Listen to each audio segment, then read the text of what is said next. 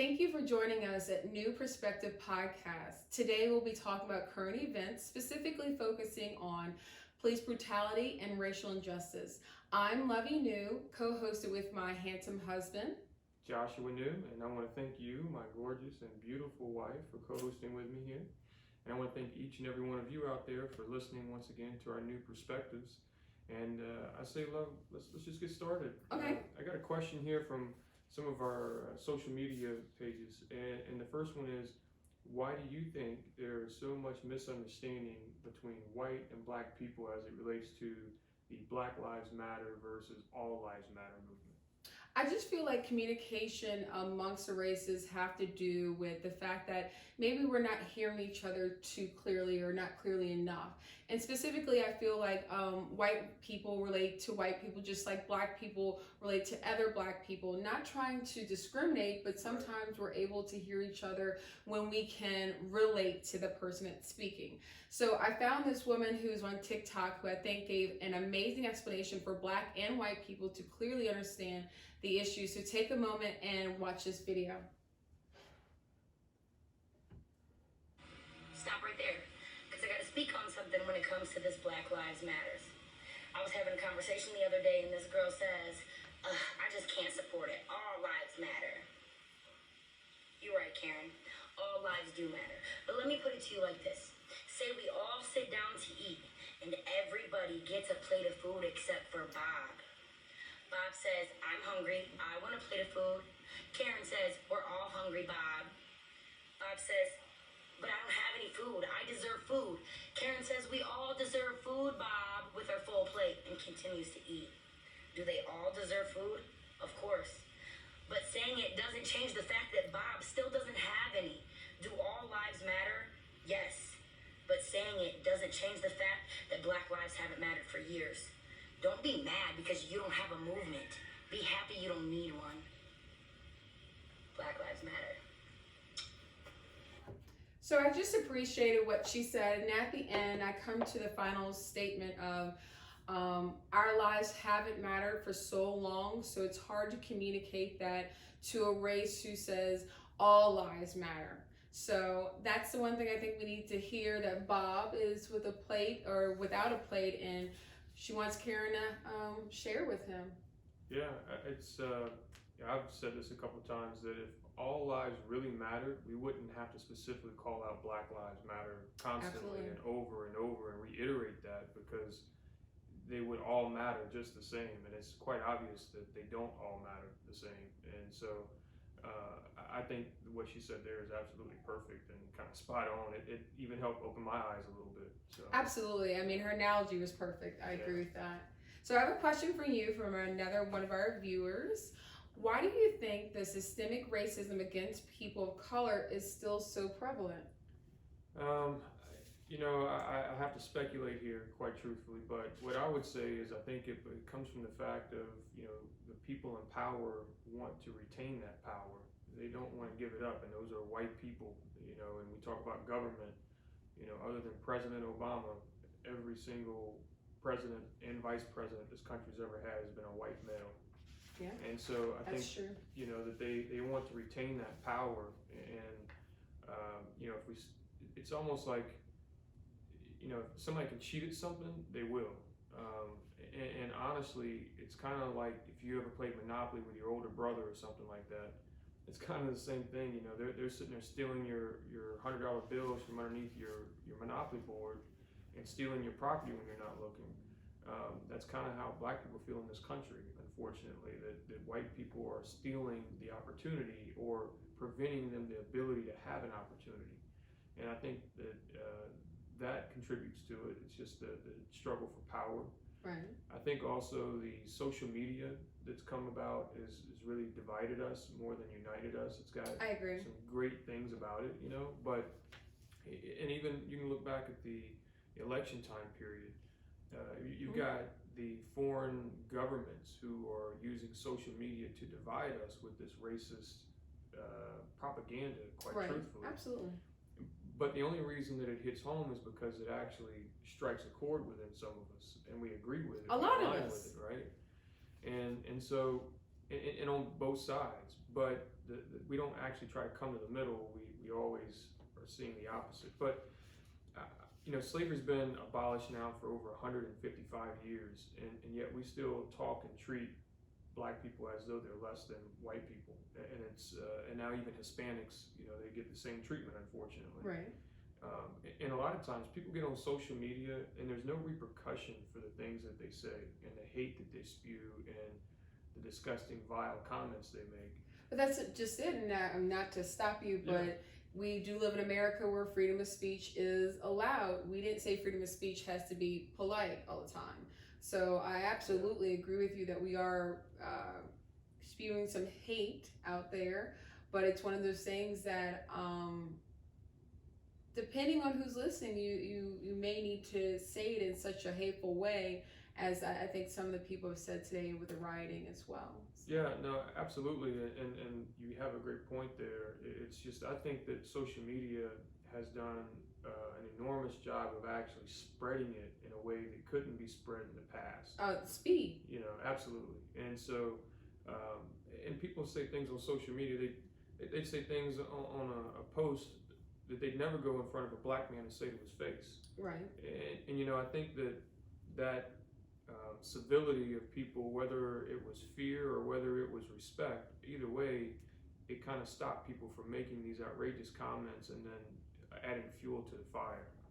And so I think that's, those two reasons are really the two that I say kind of sparked it. And I believe that, also people's upbringings and how they're taught, because children are born, they're not born to be racist. Right. It comes from, it's a learned behavior that someone has taught them, and normally that's in their home. So. And I agree with that. I will disclose, and I say very honestly, I was raised with racism. I didn't look at it at that way, and what I mean specifically, and I want to give everyone a caveat. My dad, my stepfather was white. My mother is 100% black. So I wouldn't say she's a racist, but I'm sure if you heard some of the teaching and upbringings that she gave us, such as if we saw people with Confederate flags, we were taught not to go by them. We were also taught that, hey, as a black woman, you have to fight to get to the top.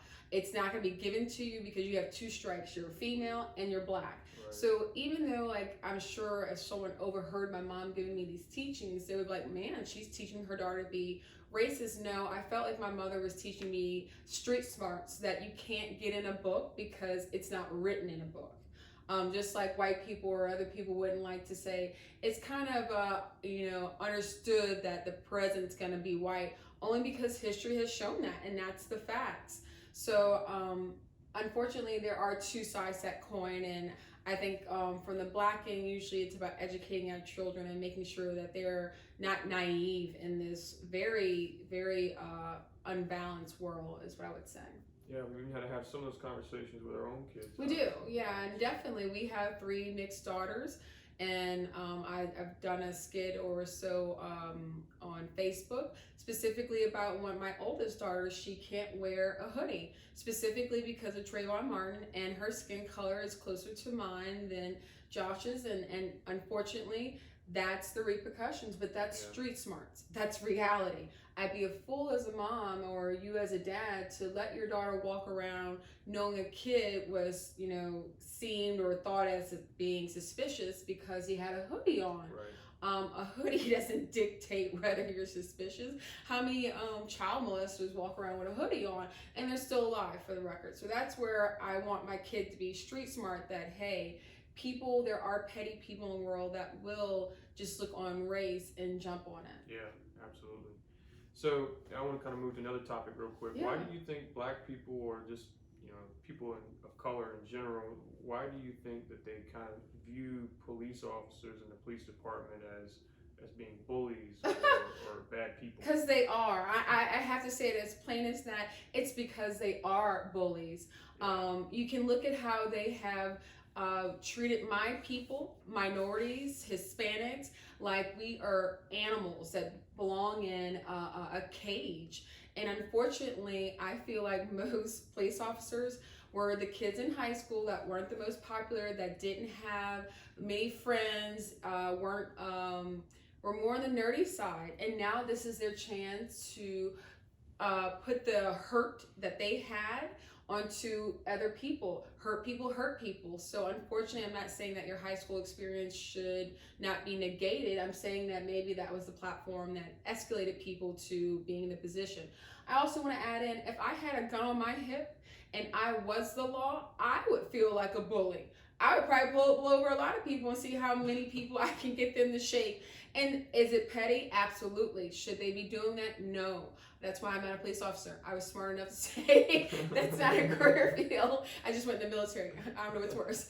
But that to give me the assurance that that's not what I want to do day in and day out. No one, including white to whatever race, when they get pulled over by cops, like, I am so excited to see who's on the other side of this window. No. So it's also the presentation they give. They are not taught to be the most compassionate people, and that is something I think needs to be talked about as well. And also the lastly, which is a little bit of history, law enforcement were basically the people who rounded up slaves to implement the Jim Crow laws. So it's ingrained in them to be vigilantes specifically to the Black culture. Their goal is to, or was at the time when they were doing it 40, 100 years ago, was, hey, you're doing wrong, we need to reel you in, we need to bring you back. We had a whole civil war over this. So this is why I say it's all kind of ingrained in the system of the history of law enforcement to kind of behave that way. And unfortunately, that's why Black people see Men in Blue just as that, a whole nother different force, somebody else that's not someone to partner with. They're not here to protect and serve. They're here more to be the bullies that unfortunately they get to be. Yeah, no, you're absolutely right, and that's unfortunate because as citizens that pay taxes and live in this world, we need police. Otherwise, there'd be complete chaos. But they're meant to protect and serve, and it seems like they prey on those that they're supposed to serve sometimes. And I think that's just very unfortunate, and it puts a bad light, on them as well as a bad taste in our mouths. And so you don't look at the police in terms of being able to protect you. Except in the most dire circumstances. Otherwise, they're seen more as something to fear, and that's not Absolutely. what they're And intended then to be. I just to think as well as being a police officer, especially if you're going to apply to the Jim Crow days, it's a nice little precursor to be into the KKK. I mean, if I was a KKK member and I could legally go arrest Black people or even murder them in the public eye and nothing happens to me because I'm part of this big fraternity. Right. And that's another thing we have to think the police force as is a big fraternity. Yeah. They're going to have each other's back. You have seen it time and time again, specifically with the George Floyd case. Yeah. There was only one police officer that was truly causing the harm, but there was 3 or 4 other police officers that were standing by, could have tapped on his shoulder and said, hey, you're doing too much, you're going too far. But what did they do? They did what a fraternity would do. Everybody stays silent. We have each other's back. We're not going to say anything because it's us versus them.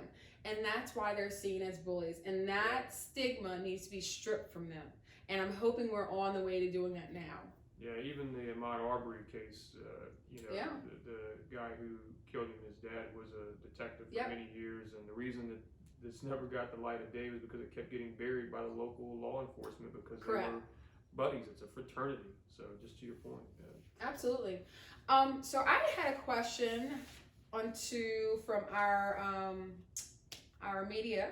social media page. What are some training ideas that police departments should implement to decrease the police brutality? Yeah, so I've got quite a few different ideas I can say. Number one, first of all, just a little bit of background. So I served in the Marine Corps for 10 years. I taught martial arts in the Marine Corps. Thank you, and thank my lovely wife who was also in the Army. But I also taught martial arts when I was in the Marine Corps. And regardless of whether you're an admin or whether you are an infantryman, we're taught how to follow rules of engagement. Right. Absolutely. And we've all seen, there's even a movie about it, which is a great movie, by the way. But there are rules of engagement, and we must be upholding to those rules. Otherwise, you violate the Uniform Code of Military Justice, and you Yep. will be charged and you will be tried for it. And then, so there's that piece of it. You have to follow the rules of engagement for any particular scenario. And then secondarily, from my martial arts experiences, there's an escalation of force. Yes. The level of force needs to meet the level of threat. So I don't run up on a 12-year-old Tamir Rice who has a play gun at a park and jump out of my cop car and shoot him within 30 seconds of arriving on scene. That's not using escalation of force. You Nope. escalate directly to deadly No force. de-escalation either. Correct. And so, it's just very disheartening that you can see that situation play out, and on the other end of that bullet is a black kid.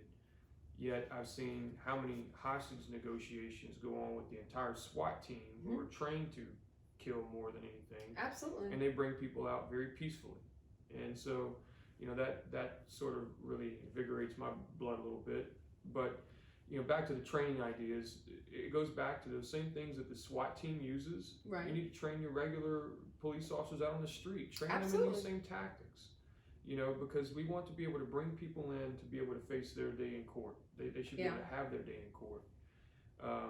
So escalation of force that meets the crime, that meets the level of force and threat that you're seeing. Another thing that I think should be required is, I think they all should be required to provide medical aid and assistance to those. Absolutely. Yeah. Protect and serve, right? How many times I've seen numerous times, cops will unload a clip into a black man and then stand there and watch him bleed out and die. To me, that's not okay. That's I don't even see murder. Correct. You're absolutely right. Even if it was an accident or you felt threatened, you obviously that person is no longer a threat to you if they're bleeding out on the ground. You've neutralized the threat. Why not at least try to save that individual? And so I think, number one, they need to be trained in that. When I was in Germany, I was part of the Guard Force. Right. And we had to take the Army's basic lifesavers course. My job was in IT. I didn't do medical, but we had to know how to save someone's life. I'm positive the police are all trained in basic lifesavers course. And if not, if y'all need training, please reach out. I'm sure the American Red Cross would be very honored to give public training for free. They do a lot of things for our people, and that to me would be at the highest of their list to make sure that police personnel needs to know how to administer first aid. If not, at the least, apply pressure to the wound. That's just common sense. I think my 7-year-old would know how to do that at the least. Yeah, absolutely. So that's one of those things that I think, and if you don't do that, you would be considered negligent homicide or something along those lines. Not even a question. If it's proof you didn't provide medical aid to someone, that you caused that harm. I'm pretty sure that would be an upcharge for a civilian. Yeah. If a firearm went off by mistake and I left the scene or just stood there, I think I would get something, especially for me. I work in the medical field, so I can't just stand there by law. So that's why I say I'm pretty sure the police have the same rule. It's just overlooked by all the other chaos that's going on in that one case. They're like, oh, we're not going to put that little small thing on, even though it truly is. If I walk upon a person that's on the ground and someone's like, I know she's a nurse, and I just keep walking, I get Good Samaritan law goes out of the window for me. Good Samaritan law, just for people that may not know, means it's to do no harm, but you're trying. So if I was doing CPR and I had no clue how to do it and I cracked your ribs, that law would protect me in the sense of, hey, she was trying to save your life. Who cares if we broke a rib, or who cares that maybe she crushed your trachea, because she was trying to do good. Right. That's the same thing that should apply to a police officer if you're trying to do good. Yeah, I mean, well, you've already caused them harm. You've already caused them medical. If you were the cause of their medical distress and you didn't therefore address it, I feel like there should be some charges waiting for you. Absolutely. And just kind of on that topic too is, to neutralize a threat. Generally, you don't take. Number one, you could probably produce a warning shot. Would probably do the job. I would be very. receptive to that. And number two, I don't know where it goes from. I put one bullet in your chest to unloading a clip. And sometimes these are black men that are getting shot in the back, and an entire clip being unloaded. I don't know where their training comes from, but that's not necessary. It's overkill. It is, and this whole conversation is overkill. We've been overkilling black men in this country for way too long, and women for that matter. So my final, back to the question, my final recommendation I would have for training would be that we implement like a secret shopper program. Yeah. I used to work at Burger King, and we used to do that, right? You never knew when the secret shopper was coming, so everybody was on their P's and Q's. And even today, I work in the business world. If somebody said the CEO was going to be walking around the building, everybody's paying attention, doing their work, taking their headphones off, everybody's behaving like they're supposed to because of the threat of that. Absolutely. And I think that we should do the same thing in the police force and police departments, and have a secret shopper entity that's outside of the police force, and that just tests them, for the proper use of force, the proper skill sets in their job, just like everyone else gets tested, I believe, in their job. So I agree with that. Yeah.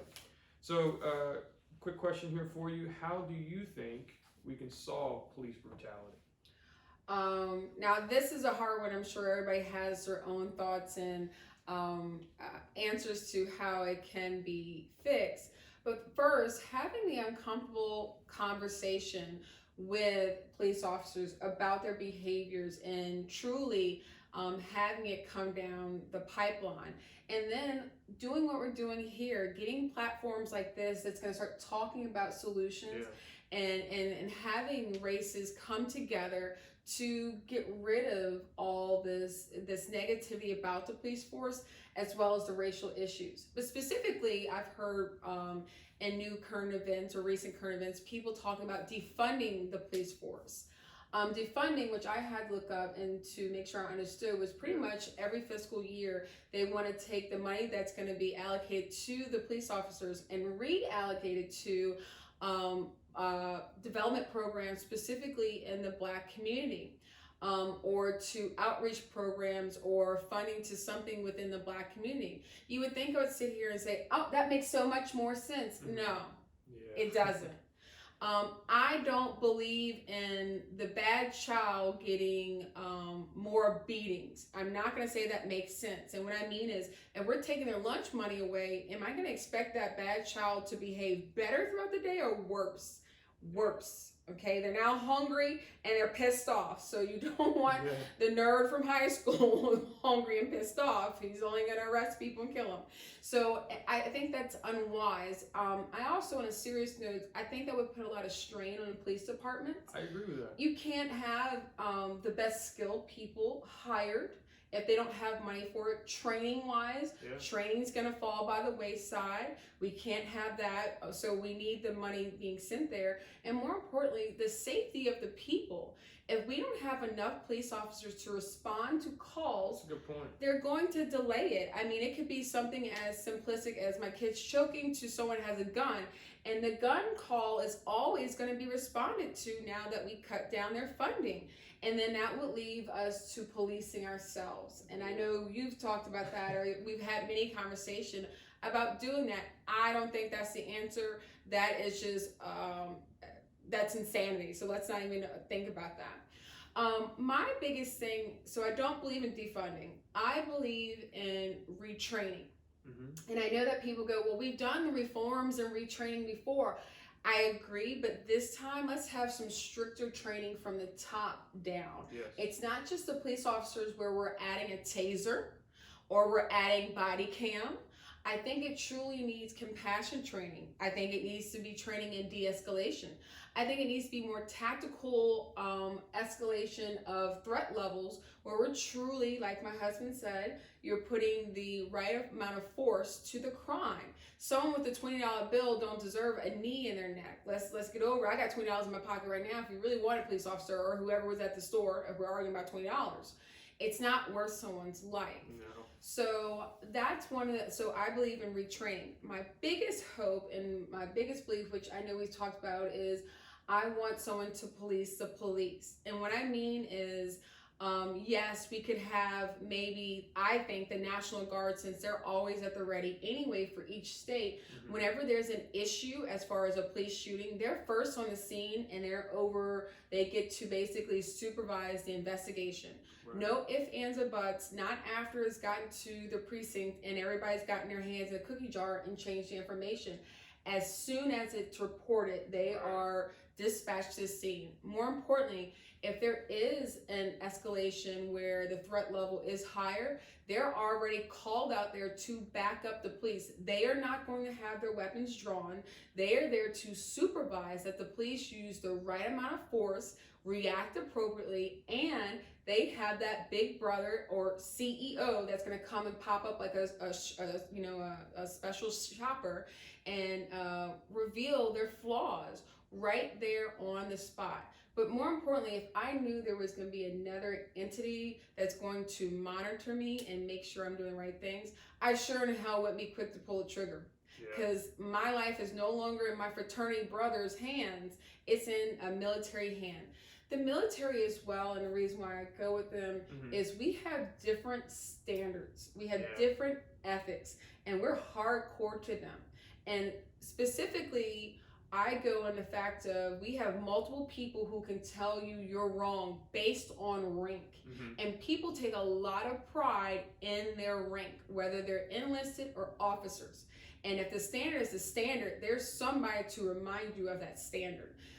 It might be that new officer that came in or that new enlisted, but the standards are always being hammered in. They're always being taught. They're always, so that's the one thing that I think a government entity or a military branch would do great is to police the Bring police. that into the police department. Absolutely.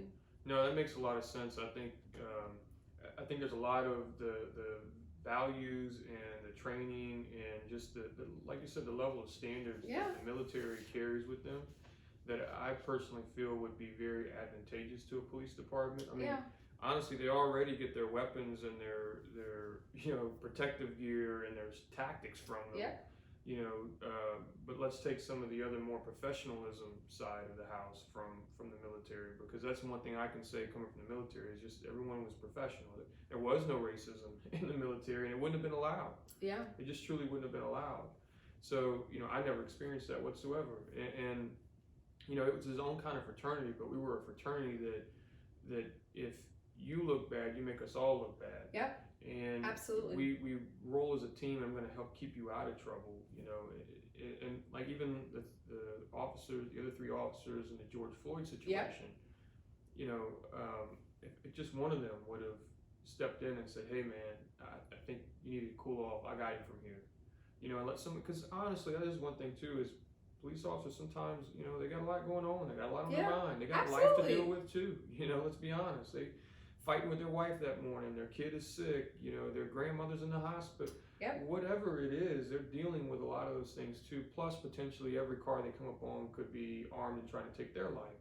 So I understand it, but when you've gotten too far, that's where that fraternity should come in and step in and say, "Hey man, back off." I got absolutely. It, So. And we were talking about this as a side note about truly doing psych evaluations. We were listening to Killer Mike. And it's like the 9th thing that is part of their entry to being a police officer, when I believe it should be their first thing. Because you need to know if they had any childhood history, any history of depression, anxiety. If I already had anxiety, I don't need a weapon and a fear that the person in the car is going to kill me. I need to know that maybe this isn't the job for me. And police need to dig in, not those little superficial, like, is this the flower versus is this the pit bull, and which one do you feel more intimidated by? No, I need real scenarios of there's a Hispanic kid, a black kid, and a white kid playing on a playground. Which one do you feel more threatened by? And honestly, make it scenarios like that where we reword things and we're truly asking those hardcore questions that will get to that personality, I would say defect, if you want to say that they may have. So that's something I would push for with my retraining, is making psych evaluations at the top of the list. The other thing that I know people may not know out there, I am a nurse practitioner, and I specifically have treated men's health, and this goes into the testosterone. 50% or more of my male patients were police officers. That's a bad scenario for, I've seen a man on low testosterone and I've seen a man on too high of testosterone, and they are like females in menopause. It's ridiculous. If you ever want to see a moody ass man, let his testosterone be wrong or he's taking too much. And honestly, if you're saying that, and I've talked to a pharmacist who agreed with me, he said most of my my patients that get testosterone are police officers. So these are two different entities, and we're both seeing the same thing. So imagine that hopped up police officer coming to your house, and is just low on their medicine. You get anxiety from this, you get depression, you get tremors because your levels are just off, and all these things matter when you have your fingers on a trigger. When your mental state is based on a chemical that's unbalanced in your body. So I believe, and I would push for that, no male that is a police officer should be on testosterone, because prime reason, the military, we can't be on testosterone. And of all people who should be on testosterone is the military men, because they deserve it and need it to keep fighting days in and days out. So if the men who are deployed for months can't have testosterone, I don't need a man on a daily basis who has a weapon on his hip having testosterone. So well, and this is one last point I'll make on this one, Love. But the crazy thing about that whole statement, that topic is, and you can look at Lance Armstrong as an example, right? All he did was ride a bicycle. Ride a bike. Right, and he wasn't allowed to take testosterone and PEDs while riding a bicycle. And every single athlete in the NFL, the NBA, the MLB, they're all tested constantly for these types of drugs to be in their system.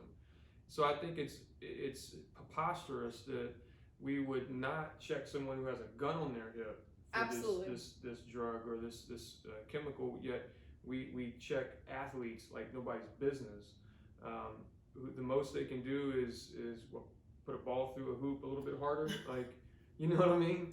Run an extra 2 minutes. So, you know, they can outrun somebody else or whatever. Like, it's just preposterous to me that the military, the athletes, all of these kind of organizations are not allowed, but yet for police who carry a gun on there, even the military doesn't carry a gun with them 24/7. No. You know, you got to be in a combat situation for that. Police officers carry their weapon with them 24/7. Absolutely. So I feel like it should apply to them as well. Well, I think we've covered a few topics here this morning, Love, and it's been a great conversation. I appreciate it. Yes. Plus, I get to sit next to this pretty lady, so. He just wants. So I really appreciate the conversation, the topics, and we're going to continue this series and with some more questions as well later. But just once again, thank you. Thank you so much. And we want to thank you for joining us and listening to our new perspectives as we inspire hope and ignite the love for life. Thanks for joining us. Bye. Bye.